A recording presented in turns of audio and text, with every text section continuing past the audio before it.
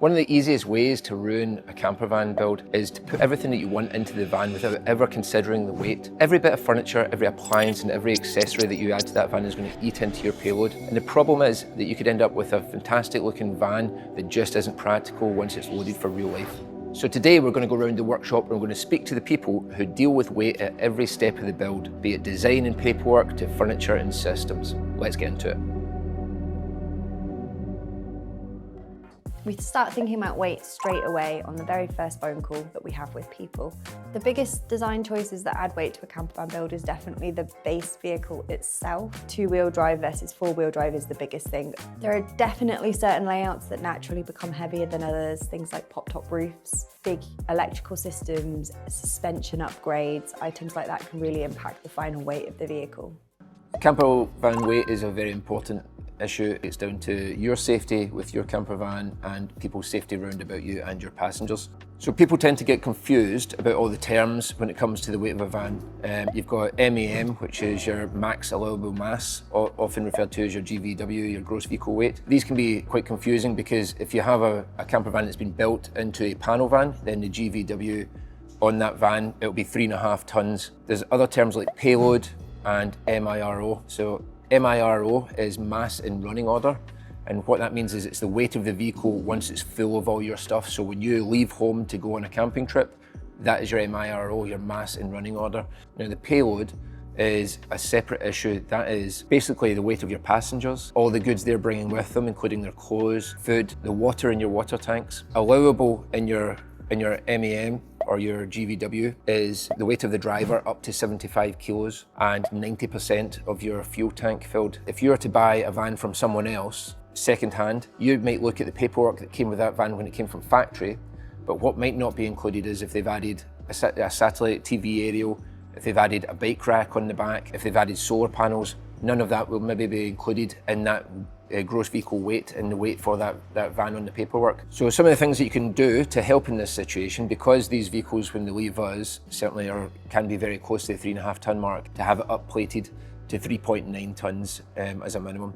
That will then give you an extra 400 kilos of allowable payload. That's just a simple paperwork exercise. You can take it up to 4.1 ton, but that then requires some actual physical changes to the van. So you'd need to then change the factory suspension to a heavier system, and you then need to take that vehicle for an IVA, which is an independent vehicle assessment, and have that vehicle assessed to show the differences you've done to the suspension, and so they could check the tyres and the load rating on the wheels and tyres. If you're planning a build at home and you want to add lots of bolt-ons onto the outside of your van, so roof rack, winch, spare wheel carrier, all the kind of heavy items, then I would probably consider starting with a list of all the things you want to put in the vehicle, and then do a little bit of research into the products you're going to buy. I would then advise you to take the van to the weighbridge every now and again as you go throughout the build and just make sure it's on track with your expectations.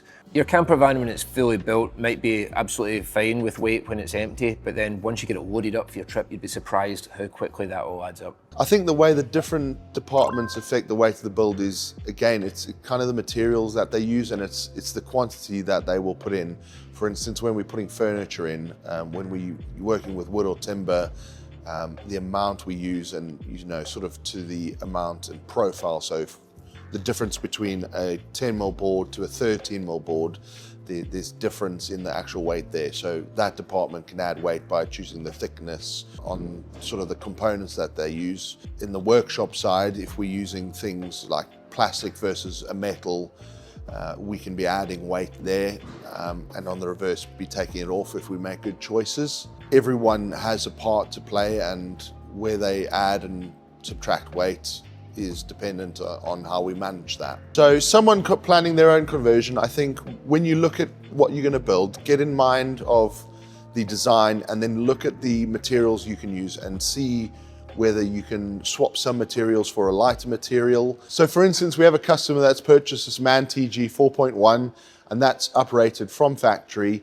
It's important to note that when you're looking at GVMs, you need to realize what your license allows. So for grandfather rights, he is allowed to drive this vehicle. Weight in the camper van usually built up from furniture, batteries, water, things like your inverters and stuff can be quite bulky. Weight distribution in the van is quite important because it obviously upsets the balance of the vehicle. So if you've got everything off to one side, you'll end up with your vehicle could handle strangely when you least expect it, especially with water tanks and things like that. If they're sloshing, it shouldn't slosh too much, but if you can help it, try and spread the weight as best as possible. With having too much weight at the back of your van, obviously you're not loading the front as much, so again, balance. Accessories that add weight to the van quite quickly are things like wheel carriers on the back door. I mean, obviously you get aluminium ones, but you get steel ones which are cheaper, but they do add quite a lot of weight. Side steps, again, you get aluminium ones, but you get steel ones. Yeah, so it's not necessarily the big things that can upset your weight. A lot of small things can obviously add up really quickly. You wouldn't necessarily realize that a litre of water is a kilogram. If you have 10 bottles of water in the back of the van, that's 10 bottles of, say, 5 litres. I mean, that's a lot of water. You don't realize how quickly that adds up. When we're fitting furniture into the vans, we try and pick where it's going to attach during the design stage. Obviously, you want your furniture to be well secured. You don't want flimsy screws into chipboard or something. If you can, try and attach the furniture to the actual structure of the vehicle.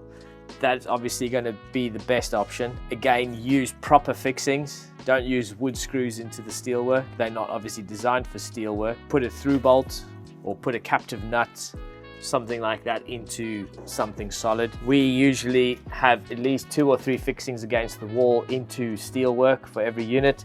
Plus in the floor, because it's a ply floor, we put quite a few wood screws into the floor in quite a few places just to make sure that the units are structurally sound. You don't want them shifting around, and also when they've got weight in them, in a van and you hit a bump, you don't want the cabinet to twist. One of the easiest ways to save weight in a campervan build in your furniture is to take out weight, essentially. So as you can see on the CNC, we cut out these hexagon patterns. This is a back panel to a cupboard, so you'll never see this. It doesn't affect the structure of the cabinet because it gets fixed in from the side. So you can see we leave the sides so you can still get fixings in from there, but you've saved a fair bit of weight by just taking out a few millimeters of the material from the back. One way of saving weight is when we come to make the kitchen worktops, we buy Staron at 12mm thick, but we also use a thinner version which is 6mm. This is where the 6mm we'll use for the top of the work surface, and then the side skirts of the worktop, which also look thick, but then obviously not. We just use the 12mm with the 6mm on top, and that gives you the aspect of it looking thick and heavy, where in the ideal world it's light. So another material we use to save weight in the van is air ply.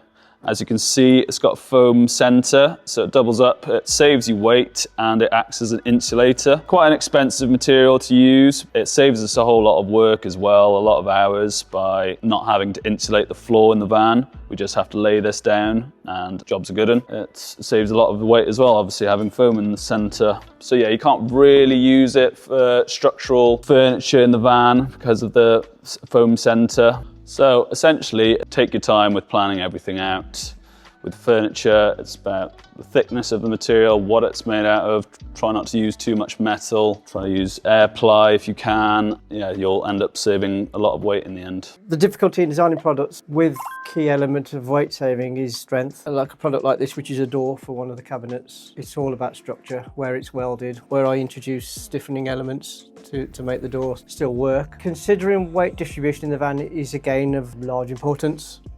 Products that are positioned higher in the van tend to want to be lighter because of weight distribution. We don't want the whole thing to introduce weight and be top heavy. It's easy for me to sit with this great software, design these products and have them manufactured, which obviously the majority of people don't have the facility to do this. If you're not going down this route, going down the route of using products like we're currently manufacturing the gantries out of, like the lightweight plywood, and not going to B&Q and getting off the shelf 8x4 sheet of standard marine ply. It's a choice in materials. It may seem a little more expensive, but it's going to save you a lot of time and weight in the long run. So are side pods worth fitting to your van? When you fit a side pod, it's generally worth thinking about the weight that goes into them. Yes, you are adding material, but sometimes you need to weigh the benefits with the downsides of adding weight to the van. So what do you gain? So you gain extra space on the inside and a wider space without actually changing the footprint of the van. So the van doesn't actually increase in width on its base. So that can mean a wider bed, more comfort and more storage for you when you're out on your adventures.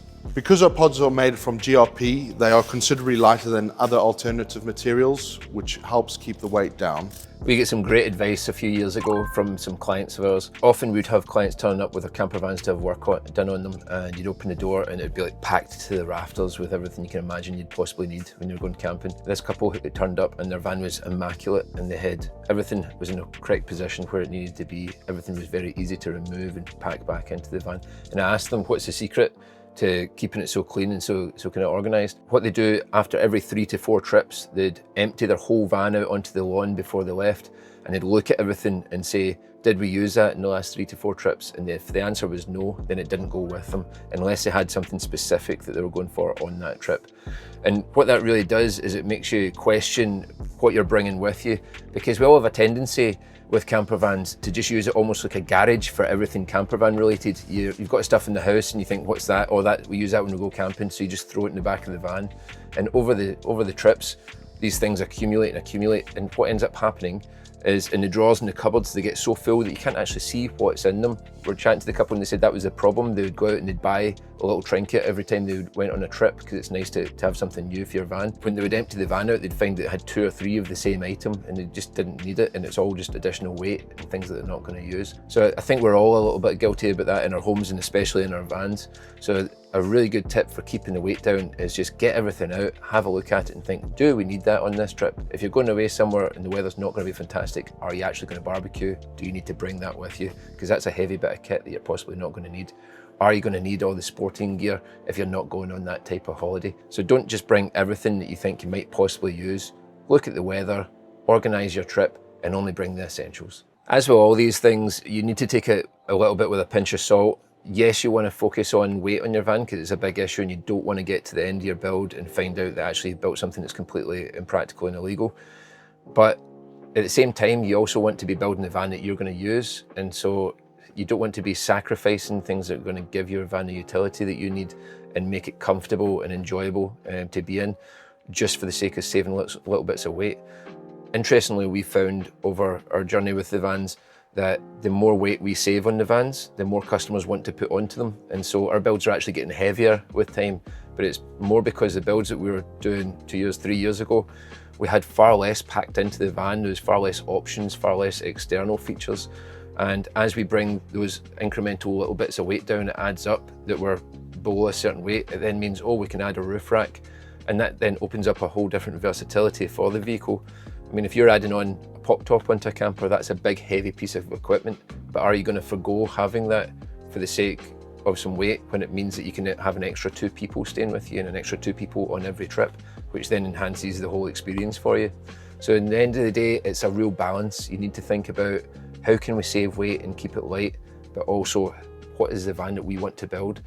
If you start with this and then think about the weight before you start building anything, that's the key to making it work. Work out what it is that you want to have, what's your non-negotiables and what's just a nice to have. And then when it comes to the weight, you'll know where you can save off different areas. We try and do it in all the background, so we try and take it off the interior of the cabinets. We don't have material where there doesn't need to be material. And what that allows us to do is on the worktops, we use solid surface, and yes, that is a heavy material.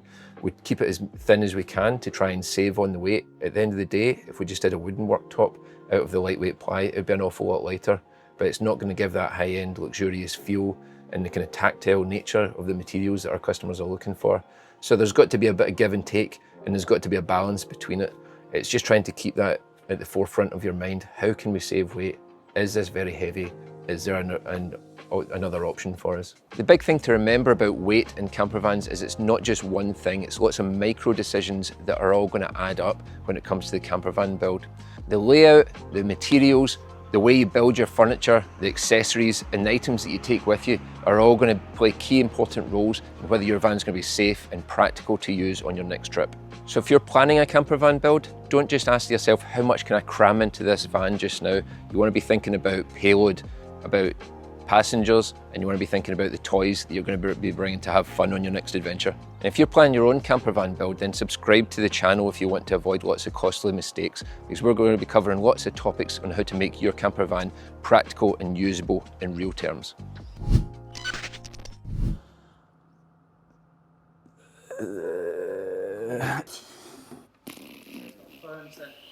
So I have to start all over again, or can you cut?